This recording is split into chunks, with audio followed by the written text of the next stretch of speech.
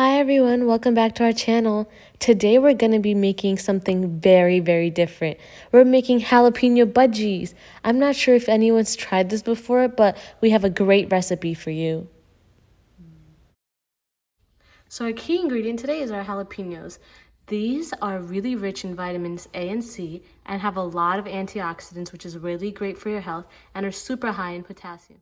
So we used about 3 pounds of jalapenos, and what we're first going to do is cut it up, and we're going to want to cut them into nice thin slices. I would say cut them into about 3 or 4 strips and just pit the middle out.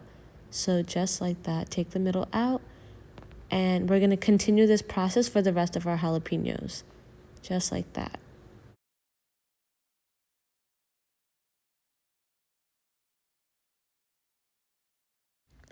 Once you've cut up all your jalapenos, you're going to add 2 spoonfuls of salt.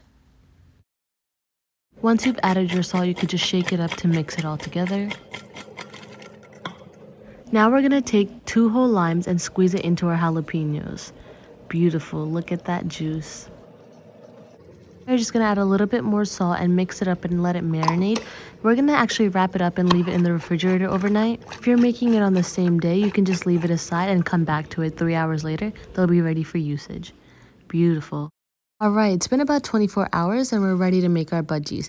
You can go ahead and turn this stuff on and add the oil to your pan. Just have it about 1/4 of the way full so that we're ready to go. Make sure the heat is on high, and in the meantime, let's go ahead and make our batter. Make sure you have your jalapeno peppers ready to go because we're going to be needing that. For our batter, we'll need 2 cups of chickpea flour.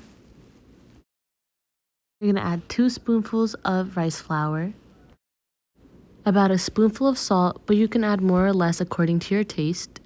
Now you're going to add vamu or ajwan. You're going to put it in your hand and crush it up, and this is going to help bring out all the aroma and the flavors into your batter. This is really important that you crush it up in your hands. Next, you can add a little bit of hinge or ingwa.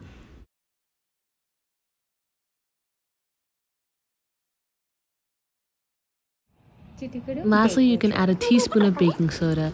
Now you can pour in some water little by little to thicken up your batter and get a nice runny consistency. So just add it in little increments.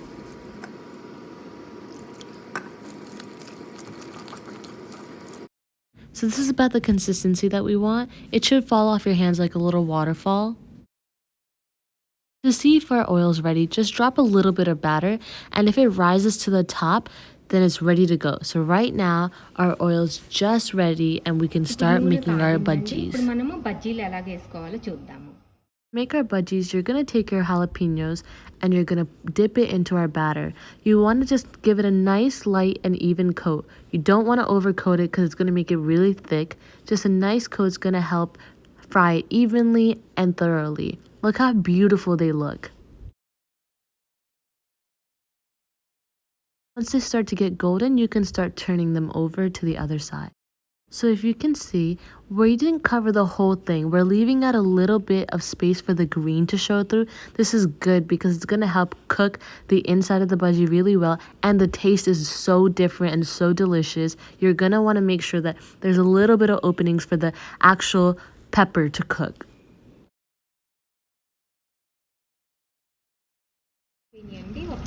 Our bhajjis are done cooking and we're now ready to transfer them into a bowl. Just look how beautiful they are. And the best part about all of this is that it's homemade, so you know it's going to taste great. Beautiful.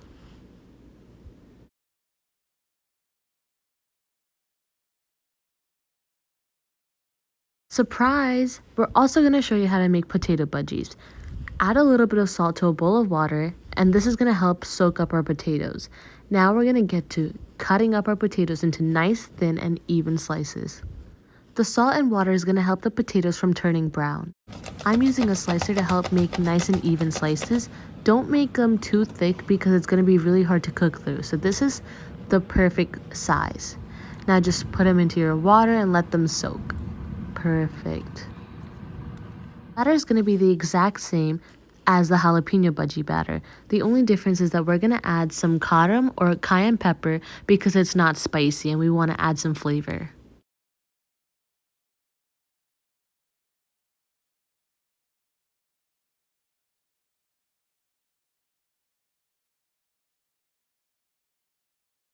Again, add water in little increments to help make our batter and just start mixing it all together.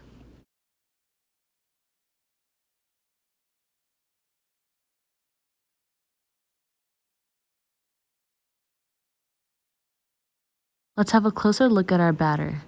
Beautiful, this is the perfect consistency. The bhajji making process is very similar to before. You're going to just take your potato slices and gently and lightly coat it in the batter. And you're going to then put it into our frying pan. Beautiful, just like that. Again, it's important to just not overcoat it and leave a little bit of room for the potato to breathe.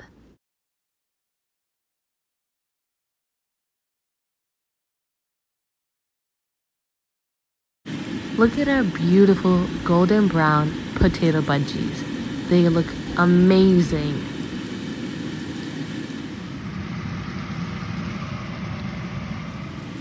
Once they turn a nice golden brown, you can take them out of the pan and transfer them to a bowl.